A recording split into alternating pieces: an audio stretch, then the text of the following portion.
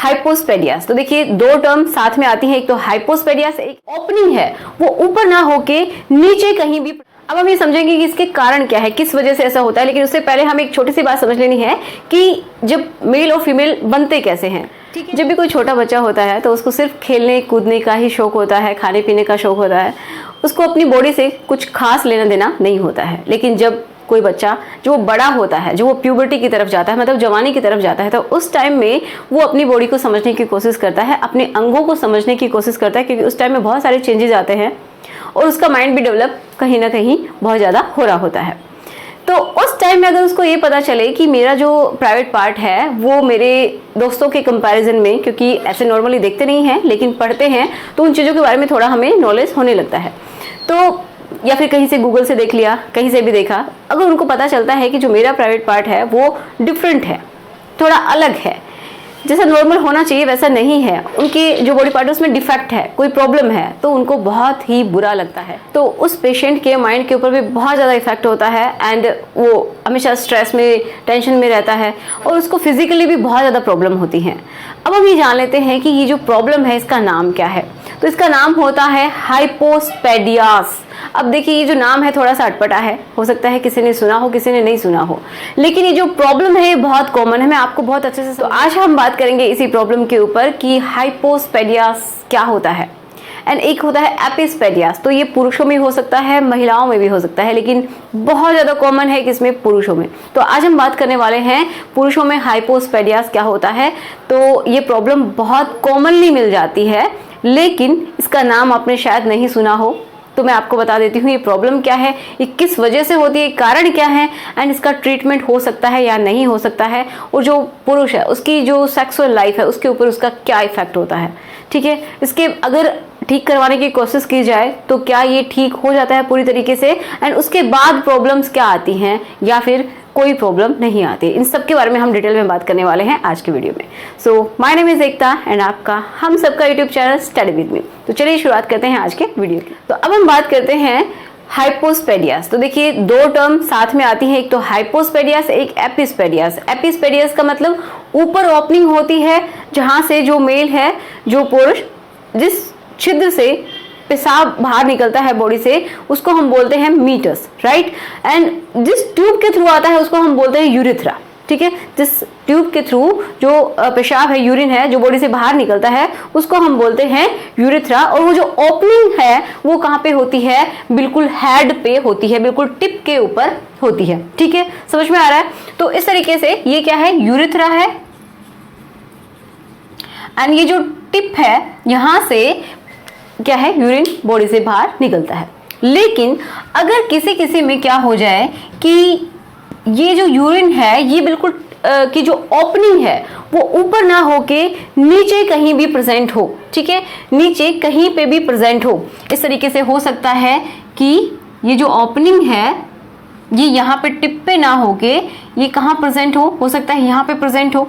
ठीक है, या फिर ये जो कोरोनरी जो सर्कस है यहाँ पे प्रेजेंट हो, इसके और इसके बीच में यहाँ पे कहीं प्रेजेंट हो, या फिर हो सकता है यहाँ बीच में जो ये शाफ्ट वाला हिस्सा होता है यहाँ पे प्रेजेंट हो, या फिर ये भी हो सकता है कि ये जो ओपनिंग है वो ये जो स्क्रॉटम होते हैं जिसके अंदर टेस्टिस होती है मेल की, जहाँ से शुक्राणु बनते हैं, अगर वो वहाँ पे प्रेजेंट है, स्क्रोटम जिसको हम बोलते हैं, पाउच लाइक जो स्ट्रक्चर है, अगर यहाँ पे कहीं पे भी प्रेजेंट है तो ये होता है क्या, हाइपोस्पेडियास। ठीक है, अब मैं आपको इस डायग्राम के थ्रू समझाने की कोशिश करती हूँ।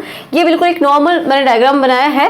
तो ये नॉर्मल है जिसमें कहाँ पे है, बिल्कुल टिप के ऊपर प्रेजेंट है, तो ये बिल्कुल नॉर्मल है और इसके ऊपर एक स्किन होती है। ठीक है, जिसको हम फोर स्किन बोलते हैं। अब ये समझ में आ रहा है, बिल्कुल नॉर्मल है। एंड ये जो पेशाब को लेके आने वाली जो ट्यूब होती है जिसको हम क्या बोलते हैं, यूरेथ्रा। ये क्या है, यूरेथ्रा, जो कि यूरिन को लेके आती है। तो ये बिल्कुल टिप के ऊपर खुलती है एंड नॉर्मल ये माना जाता है। लेकिन अगर ये बिल्कुल टिप के ऊपर ना खुल के ये नीचे कहीं भी खुले तो उसको हम बोलते हैं हाइपोस्पेडियास। इसमें ये भी कितने टाइप के हो सकते हैं कि कहीं पे भी, जैसे ये क्या है, हेड वाला रीजन है, तो यहाँ पे ये बिल्कुल टिप पे ना होके कहाँ हो सकता है ये यहाँ पे हो। ठीक है, ये यहाँ पे हो एंड इस तरीके से ये यूरिन को एंड जो स्पर्म है उनको यहीं से बॉडी से बाहर निकालेगी। ठीक है, यहाँ पे प्रेजेंट हो सकता है हेड वाले रीजन में प्रेजेंट हो, एंड हो सकता है इनके नाम भी आपको लिखे हुए मिलेंगे, लेकिन मैं आपको समझाने की कोशिश कर रही हूँ कितने टाइप का हो सकता है। एंड ये भी हो सकता है कि जो सर्कस है, मतलब ये शाफ्ट है एंड ये क्या है, हेड वाला रीजन है, हो सकता है इसके बीच में कहीं पे भी ये खुल रही हो। ठीक है, अगर इसके बीच में खुल रही है तो भी प्रॉब्लम है, ये नॉर्मल नहीं है। ये भी हो सकता है कि यहाँ पे कहीं भी बीच में शाफ्ट वाले हिस्से में खुल रही है तो भी प्रॉब्लम है, यहीं से मतलब यूरिन पास होगा, यहां से नहीं होगा। एक और कंडीशन होती है जिसको मैं आपको बता देती हूं कि हो सकता है कि ये यहां पे ना होके कहां हो, इसके अंदर कहीं पे भी यहां से क्या हो रहा है, लीकेज हो रहा है। ठीक है, इनमें कहीं पे भी किसी भी पॉइंट से ओपनिंग है और वहीं से यूरिन पास हो रहा है तो क्या होगा, प्रॉब्लम होगी। ठीक है, मतलब अगर यहाँ से सोचिए यूरिन पास होगा तो उसके लिए बिल्कुल भी कंफर्टेबल नहीं है, जो भी मेल है वो, तो समझ पा रहे हैं। तो ये होती है हाइपोस्पेडियास।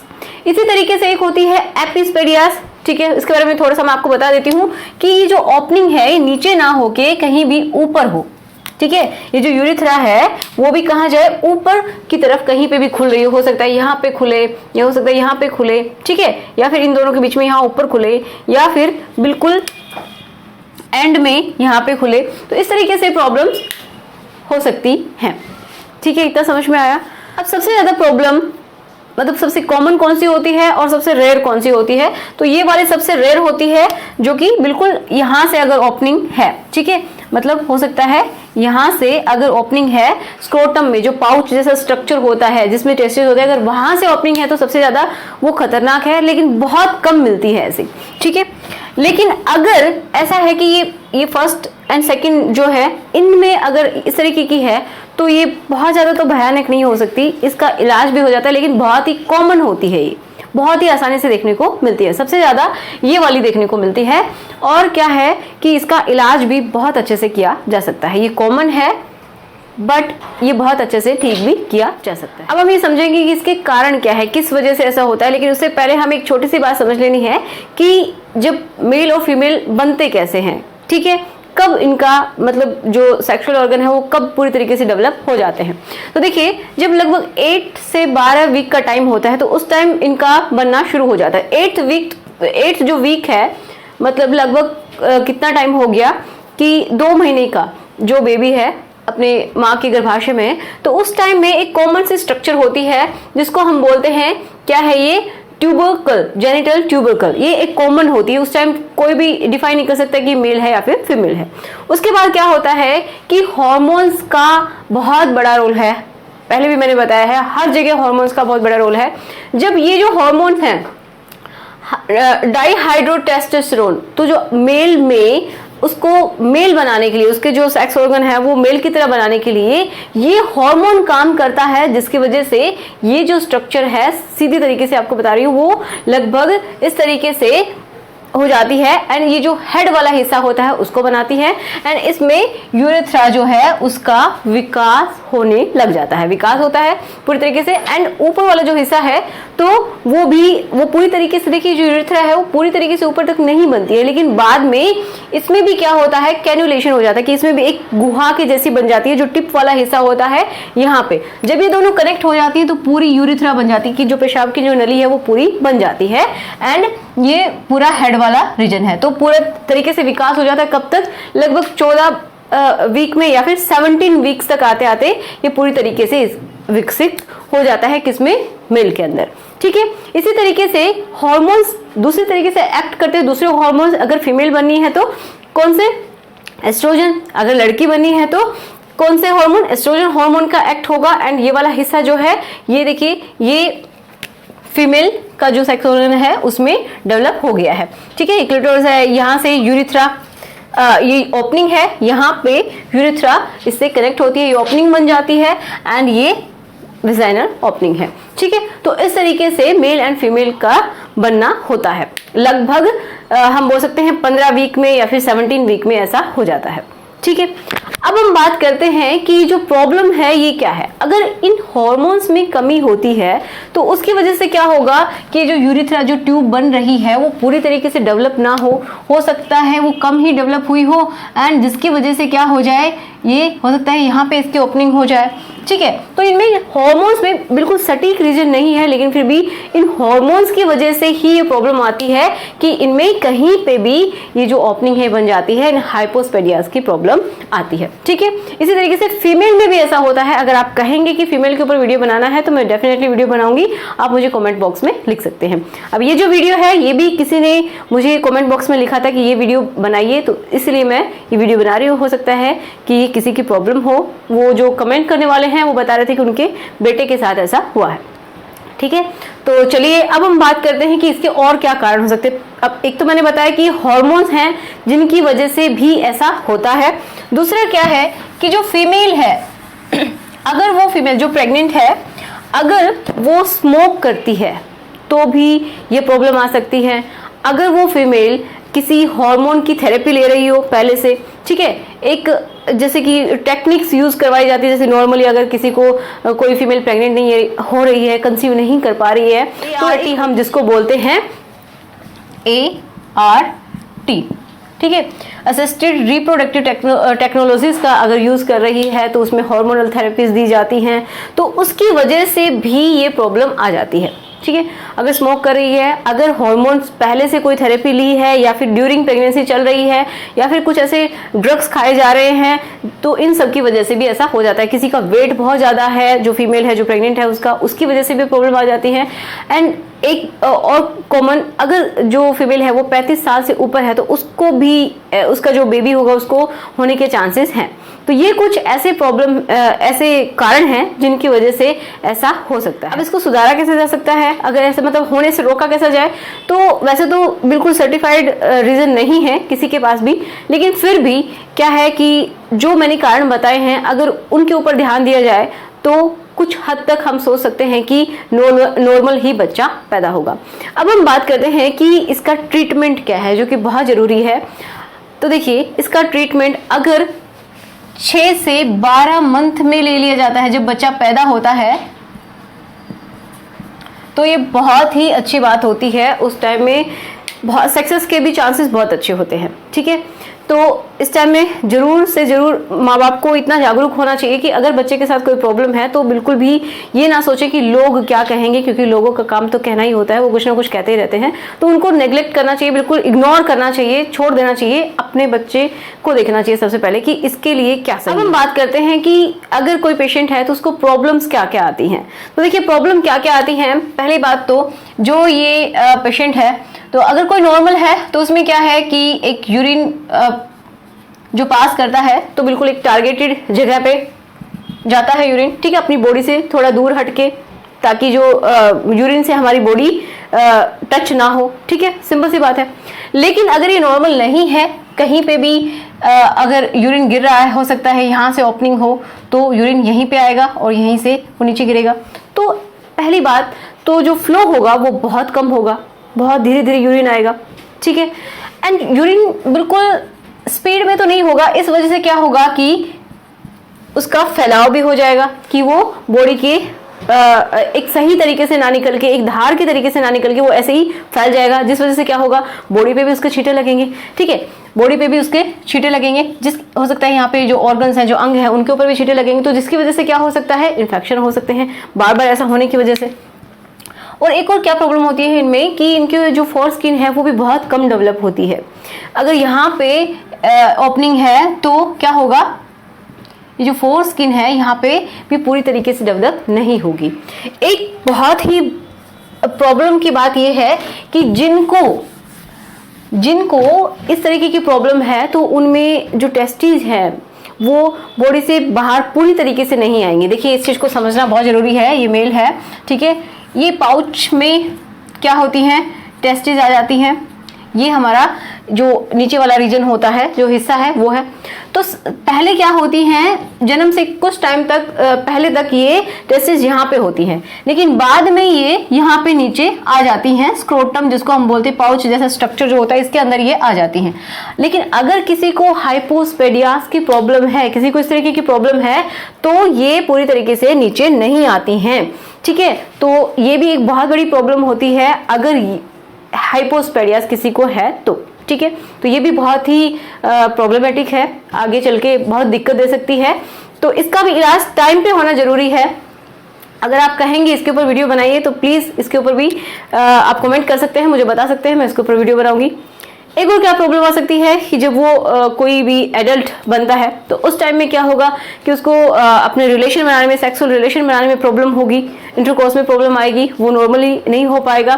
ठीक है, और जब इस तरीके की प्रॉब्लम है कि मान लीजिए ये यहाँ से, मान लीजिए यहाँ पे कहीं पे भी ओपनिंग है, ठीक है, स्क्रोटम के अंदर ही ओपनिंग है, तो जो प्राइवेट पार्ट होगा उसका वो इस तरीके से बेंड हो जाएगा।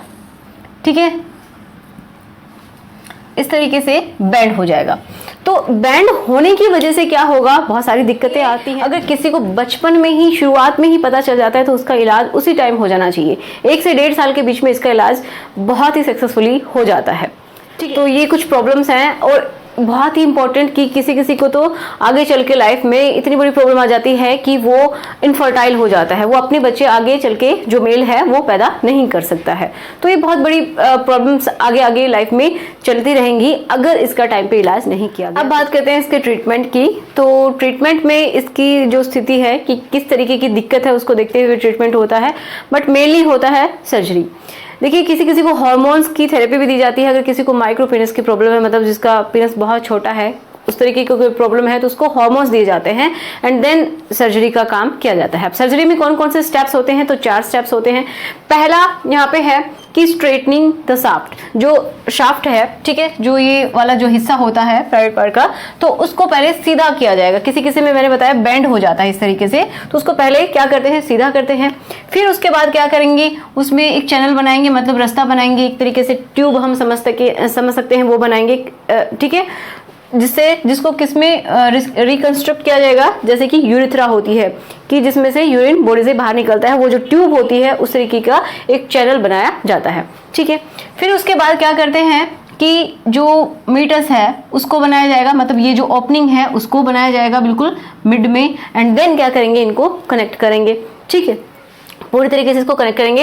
एंड ये भी किया जाता है कि फोर स्किन को भी थोड़ा उसको रिकंस्ट्रक्ट किया जाएगा, थोड़ा ठीक से उसको एडजस्ट किया जाएगा ताकि उसका जो शेप है वो ठीक दिखे, नॉर्मल दिखे। ठीक है, तो किसी में तो पूरी तरीके से ठीक हो जाता है बचपन में ही, लेकिन किसी में कुछ हद तक ठीक हो जाता है, लेकिन हम बोल सकते हैं पूरी तरीके से वो शेप नहीं आ पाती है।